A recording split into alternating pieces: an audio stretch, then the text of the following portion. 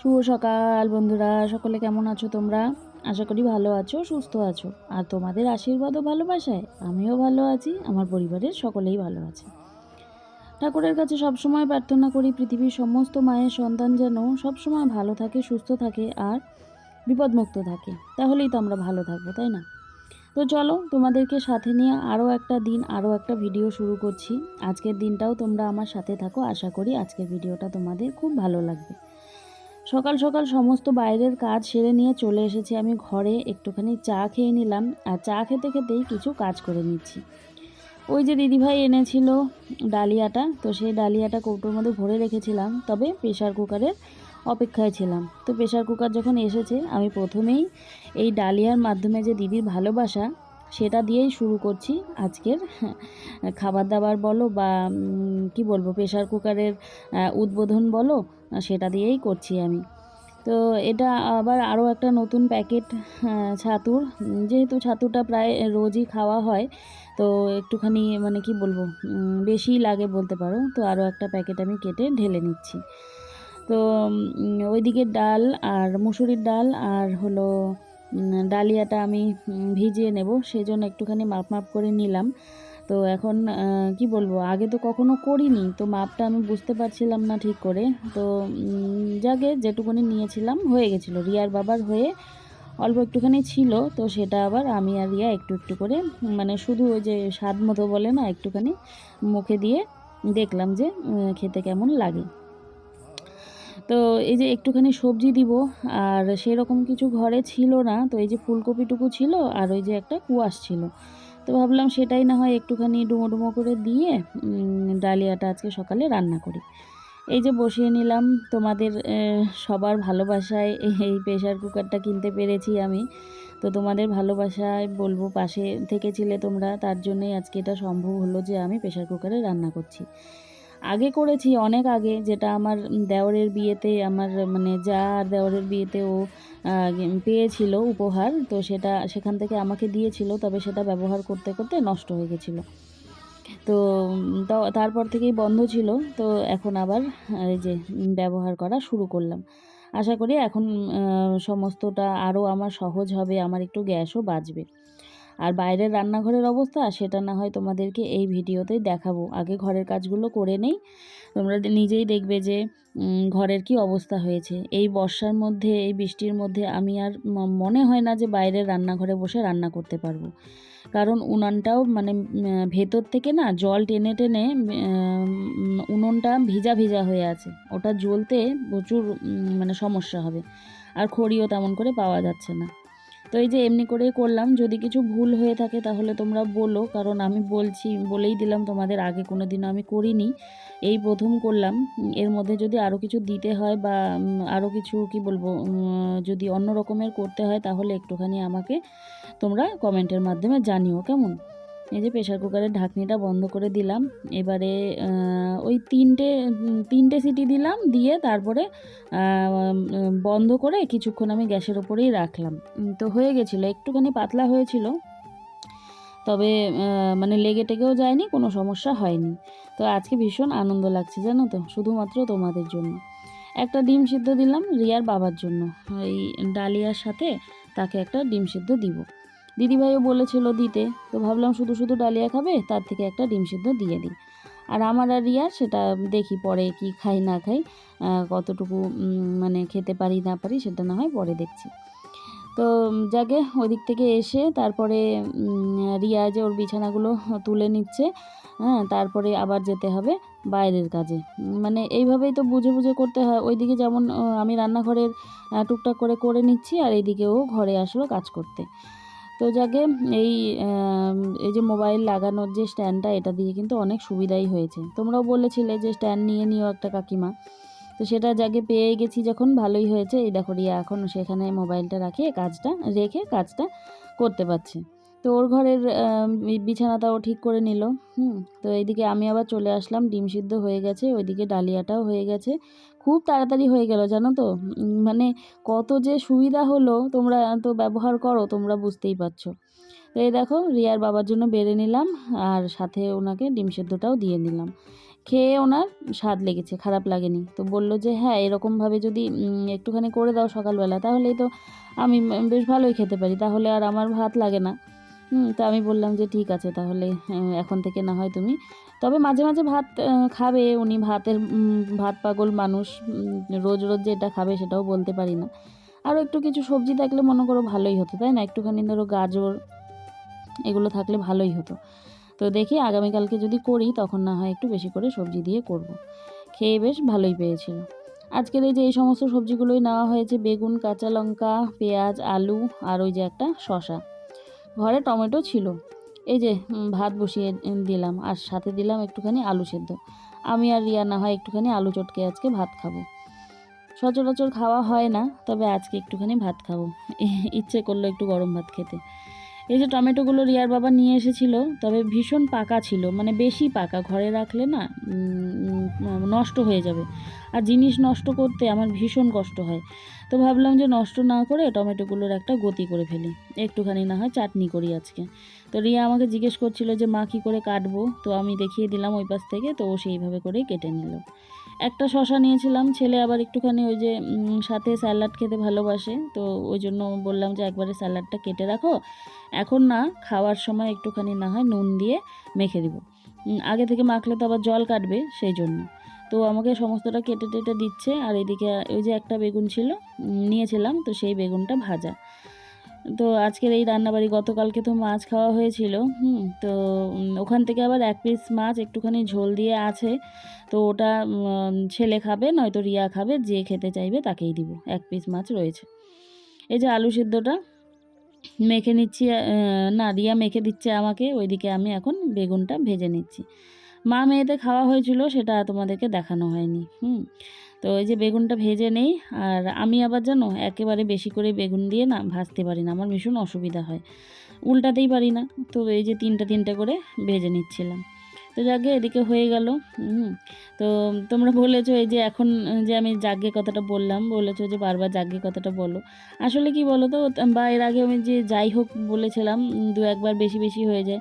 আসলে বলো তো কি, একটা কথা যখন বলি, একটা কথার একটা কথার শেষে আরেকটা কথাতে যখন চলে যাই, তখন ওই যে যাই হোক বা যাজ্ঞে এই কথাটা না চলেই আসে। আমি অনেক ভাবি যে চেষ্টা করব একটু কম বলার, কিন্তু চলেই আসে। তো এই যে এখন মনে করো অন্য কথায় যাব, তো মাঝখানে আমি কি বলবো, তখন ওই যে এই কথাটা চলে আসে। পেঁয়াজটা আর হচ্ছে এই যে শুকনো লঙ্কা দিয়ে ফোড়নটাকে ভেজে নিলাম ভালো করে, নিয়ে এই যে ডালের মধ্যে দিয়ে দিলাম। আসলে ওই যে প্রেশার কুকারের মধ্যে তো একটুখানি ডালিয়া ছিল, তো ওটাকে আর বার করা হয়নি দেখে আজকের মতো আমি এই বাসনেই ডালটা করে নিলাম। তবে আগামীকাল থেকে ডাল ঢাল কিছু করলে, যেগুলো শক্ত জিনিস, অবশ্যই আমি প্রেশার কুকারে করব। মাজা হয়নি তো সেই জন্য। আবারও দেখছো ফোড়ন দিয়ে দিলাম, কিসের জন্য? ওই যে টমেটোটার জন্য। এই যে ফোড়নে দিলাম হচ্ছে আজকে 5 ফোড়ন, আবার মাঝে মাঝে সর্ষাও দিই, আজকে 5 ফোড়ন দিলাম। দিয়ে নিয়ে এখন আমি টমেটোটাকে ছেড়ে দিলাম। মাঝে হলো কী হতো জানো, এই যে যেরকম ডাল সিদ্ধ করি না, ছেলে ওই রকম পছন্দ করতো, এই টমেটোটাকেও সিদ্ধ করে আমি না কী করতাম, চটকে চটকে এই যে চোচাগুলো যে থাকে সেগুলো ফেলে দিতাম, বেশ একেবারে মিহি হতো, সেটা খেতেও ছেলে ভালোবাসতো। তো অত সময় এখন আমার নেই। চাটনি করলেই আমার শাশুড়ি মায়ের কথা ভীষণ মনে পড়ে, উনি চাটনি খেতে ভীষণ পছন্দ করতেন। একদিন দুদিন পরপরই বলতেন, বৌমা চাটনি করেছো নাকি? তো তার কথা ভীষণ মনে পড়ে। রান্নাঘরটার অবস্থা দেখতে পাচ্ছ, এই হয়েছে। কত কষ্ট করে রান্নাঘরটাকে গড়ে তুলেছিলাম। একবার ঘরে ওই যে সিমেন্ট ছিল একটুখানি, তো সিমেন্ট দিয়েও না ছেলে এনে দিয়েছিল খোলা সিমেন্ট, ওই 10 টাকা 15 টাকার মতো, সেটা দিয়েও লেপেছিলাম। তারপরেও কিছু হলো না, কী আর করা যাবে। জলটা ওই যে ওপরে প্লাস্টিকটা দেওয়া না, সেখান থেকে পড়ে যায়, ওই জন্য ওইরকম হয়ে গেছে মাটিটা। চাটনিটা আমার হওয়ার পথে একটুখানি হলুদ দিয়ে দিলাম, সাথে একটুখানি চিনি স্বাদ মতো। তো তবে খুব বেশি মিষ্টি কিন্তু খাই না, ছেলেও ভীষণ মিষ্টি খেতে মানে যে পছন্দ করে সেটাও না, মানে একেবারে কড়কড়া মিষ্টি সেটা নয় কিন্তু। চাটনি হয়ে গেল। আর এই চাটনিটা কিন্তু আগামীকালকেও হয়ে যাবে। হ্যাঁ, মানে একটুখানি বেশিই ছিল না, টমেটোটা নষ্ট হওয়ার ভয়ে যেহেতু করলাম, তো এটা আগামীকালকেও একটুখানি থেকে যাবে, হয়ে যাবে।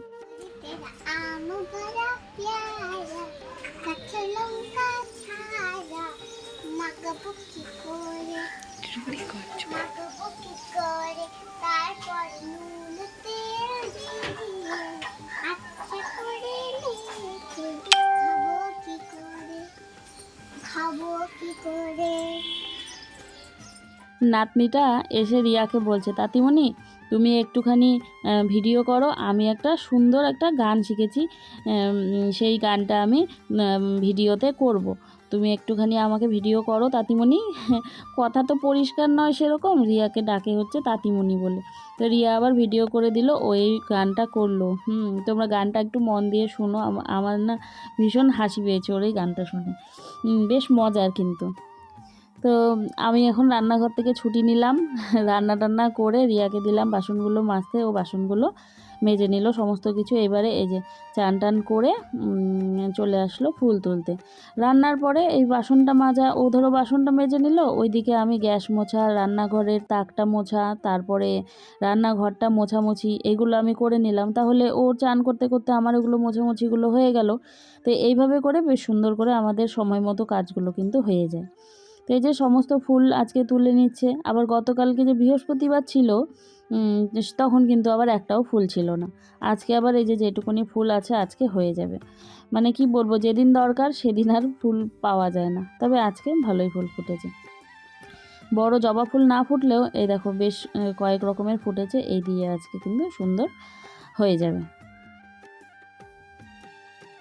ওর মা ওকে তৈরি করে দিয়েছে চান টান করিয়ে। এখন ওই যে একটা প্রজাপতি ঘুরছিল তার পেছন পেছনও ঘুরছে। এখন ওরা বেরিয়ে যাবে বৌমা যে কাজ করে সেই কাজের ওখানে। তো এই দেখো বড় মেয়েকে রেডি করে দিয়েছে, তারপর ছোটোটাকেও করে দিয়েছে। এখন এই যে ও নিজেও রান্না বাড়ি সমস্ত কিছু করে, এই যে ছেলেও এদিকে কাজে যাচ্ছে, দুপুরবেলা 3টা বাজে এখন। তো এই যে 2 মেয়েকে নিয়ে ও বেরিয়ে পড়ছে। বলি না, ও সবসময় ব্যস্ততার মধ্যে থাকে, সকাল থেকে 2টো বাচ্চার দেখাশোনা, তাদের খাবার জোগাড় করা, তাদের ওই ছোটোটাকে স্নান করানো, সমস্ত কিছুই তো করতে হয়। সেগুলো করে টোরে ছেলের জন্য খাবার দাবার তৈরি করে রেখে টেখে এই যে ও বেরিয়ে গেল। এখন ও গটগট করে যাবে হাঁটতে হাঁটতে, 2 মেয়েকে নিয়ে হাঁটতে হাঁটতে কি দৌড়াতে দৌড়াতেই বলতে পারি। মাঝে মাঝে ওর বাবার সাথে দেখা হলে ওর বাবাও টোটো করে নামিয়ে দিয়ে আসে, সব সময় তো আর থাকে না উনি। তো ওই যে যাচ্ছে 2 মেয়েকে নিয়ে, ওদের দুজনকে এখন মানে বেয়ানবাড়ি দিয়ে দিবে, মানে ওর মায়ের কাছে দুজনকেই দিবে, দিয়ে নিয়ে ও চলে যাবে যেই দোকানে ও কাজ করে সেই দোকানে, ওর মায়ের বাড়ি থেকে সামনেই। তো মেয়েগুলোর আর চিন্তা থাকলো না, বড়টা পড়তে চলে যাবে আর ছোটোটা ওর যে দিদা আছে দিদার কাছে থাকবে। এইভাবে করে কিন্তু ও ওর সংসারটাকেও চালাচ্ছে, ভীষণ কষ্ট করে আর পরিশ্রম করে বলতে পারো। তো যাকে ওদেরকে টাটা টাটা সমস্ত কিছু করে আমি এদিকে চলে আসলাম। কিছু জামা কাপড় আরও ছিল সেগুলোকে ধুয়ে নিতে। এই যে রিয়ার বাবা শার্ট, তোমরা সকলেই জানো রিয়ার বাবা একটুখানি পরিষ্কার পরিচ্ছন্ন মানুষ, একটুখানি শার্ট এগুলো নোংরা হলে আর পরতে চায় না। মানে আসলে রাস্তাঘাটে ঘুরে বেড়ায় তো টোটো নিয়ে, তো ধুলোবালিটাও একটুখানি বেশি হয় জামা কাপড়ে, তো ওই জন্য একটুখানি বেশি ধুয়ে দিতে হয়। মানে আমাদের জামা কাপড় যদি 4 দিনে ধুই, ওনার জামা কাপড় ধরো 2 দিনেই ধুতে লাগে, এরকম অবস্থা। তো যাকে সে খুশি থাকলেই আমরা সবাই খুশি, তাই না? যেহেতু একটু পরিষ্কার পরিচ্ছন্ন পছন্দ করে, তো তাকে তো সেটা করে দিতেই হবে। হ্যাঁ, আগে মাঝে মাঝে সে হচ্ছে একটা দুটা কিছু ধুয়ে টুয়ে দিত, তবে এখন আর সে হাতের জন্য পারেও না আর বলিও না। টুকটুক করে লোকটা বাড়ির সমস্ত কাজ করতো, কোথায় কি করতে হবে, কোথায় বাড়ির কি পরিষ্কার করতে হবে, এই যে আমাকে যে দেখছো এই সমস্ত কাজ করতে, এগুলো কিন্তু অনেক কিছুই করে দিত, তবে এখন আর পেরে ওঠে না। এই যে একজন বলেছিলে, আমার নামটা ঠিক মনে নেই, অনেক দিন আগেই বলেছিলে বাড়িতে নাকি সাদা জবা ফুলের গাছ রাখতে হয় না, বাড়ির নাকি অমঙ্গল হয় না কি এরকম কিছু একটা বলেছিলে। তবে সময় হয়ে উঠছিল না, যখন মনে পড়ে তখন হয়তো ছেলে মেয়ের জন্মবার বা একাদশী দ্বাদশী এরকম থাকে, তো সেগুলো দিনে তো আর বাড়ির কোনো কিছু বাড়ির বাইরে বার করতে হয় না। তো সেই জন্য আজকে সময় বুঝে শুক্রবারের দিন এই যে গাছটাকে কেটে আমি বাইরে ফেলে দিয়ে আসবো। খুব কষ্ট লাগছিল জানো তো, গাছটাকে এত সুন্দর করে বড় টড়ো করলাম, তবে তারপরে যখন কথাটা আমি শুনতে পেলাম, তখন এই গাছটা কেটে ফেলতে আমার ভীষণ কেন জানি কষ্ট লাগলো, একেবারে বলতে পারো যে শরীরে আমার ব্যথা লাগলো গাছটাকে কাটার সময়। তো যাকে একবার যখন খারাপ শুনেছি তখন আর মন মানলো না। তো আজকে যেহেতু মেঘ মেঘ আছে, ভাবলাম একটুখানি গাছের চর্চাটা আগে করে নিই। এই যে কৌটোটার মধ্যে যে পুজো দেওয়া ফুলগুলো রাখি, এই ফুলগুলোকে যেই গাছের গোড়ায় প্রয়োজন বলে মনে হয় সেই গাছের গোড়ায় আমি দিয়ে দিই। তো আজকেও দিয়ে দিলাম। আর দেরি যখন হয়েইছে তো ভাবলাম একেবারেই ওদেরকে একটুখানি যত্ন করে নিয়ে ওদের জল ঠল দিয়ে তারপরে আজকে না হয় আমি চান করব। দেরি হয়েছে, একটু হোক। আর সকালবেলা বললাম ওই যে আলু সিদ্ধ ভাত একটুখানি খেয়েছিলাম, ওই জন্য খাবারও আর সেরকম তাড়া নেই। এখন প্রায় ওই 3:30 পৌনে 4টে মতো বাজে, কারণ 3টের সময় ওরা বেরিয়ে গেল। দেখলে এই যে ফুল গাছটা বেশ সুন্দর লাগে, যতদিন ফুটবে মানে দারুণ লাগে ওইটুকুনি জায়গা। আর এই গাছটাও ধীরে ধীরে বড় হচ্ছে, পাতার মধ্যে সবুজ সবুজ আসবে, তোমাদের বলেছিলাম। এই যে সবুজ সবুজগুলো কিন্তু আসতে শুরু করে দিয়েছে। চলে আসলাম চান করতে। সকালে একবার ব্রাশ করি, দুপুরে একবার ব্রাশ করি, আবার রাতেও একবার ব্রাশ করি, অভ্যেসে দাঁড়িয়ে গেছে। চান টান করে নিয়ে ঘরের ঠাকুরের কাছে প্রণাম করে গুরু নাম নিয়ে চলে আসলাম এই যে তুলসী তলায় জল দিতে। তো সকাল সকাল দিতে বলেছিলে, সকাল সকাল আর হয়ে ওঠে না জানো তো। এই যে একেবারে কাজ শেষ করে এই যে এই সময় দিয়ে দিই, তারপরে তো আবার সন্ধ্যা টন্ধ্যা দিতেই হয়। বৃষ্টি পড়ছে জানো, 1-2 ফোঁটা। বৃষ্টি পড়লেই আবার আমাদের তো ভয়, ঘরে জল পড়বে, কি করে বাঁচাবো। তো এই যে তুলসী গাছটাও একটুখানি এখন কেমন যেন হয়ে যাচ্ছে। সারাদিন পরে সমস্ত কাজকর্ম সেরে টেরে বসলাম দুপুরের খাবার খেতে। ডাল, তারপর বেগুন ভাজা, ওই যে রিয়া যে স্যালাডটা কাটলো সেইটা, আর সাথে একটুখানি চাটনি, এই নিয়ে বসলাম আজকে খেতে। বিকালে ঝুমঝুমিয়ে ভীষণ বৃষ্টি এসেছিলো জানো, মানে কি বলবো আর, চিন্তার যেন শেষ নেই। এই দেখো কিভাবে হুড়মুড়িয়ে জল পড়ছে বারান্দার সামনে। এইভাবে কিন্তু সব দিক থেকেই, না এতটা না, ঘরে যেখানে জল পড়ে সেটা একটুখানি কম, সেটাও তোমাদের না হয় দেখাবো। আর এই দেখো কিভাবে ঘরের একেবারে আমার সিঁড়ির সামনে, এই যে, আর এই জলগুলো ছিটে ছিটে আবার বারান্দায় উঠে পড়ে। তো চারিদিকে এইভাবে জোড়াতালি দিয়েই ঘর দুয়ার করার ভীষণ প্রয়োজন। তবে জানি না কবে পেরে উঠবো, আদৌ পেরে উঠবো কিনা। তোমরা সাথে থেকো, এইটুকুনিই বলবো। আজকের ভিডিওটা ভালো লাগলে পাশে থেকো, একটা লাইক করে দিও। দেখা হবে আগামীকালকের ভিডিওতে।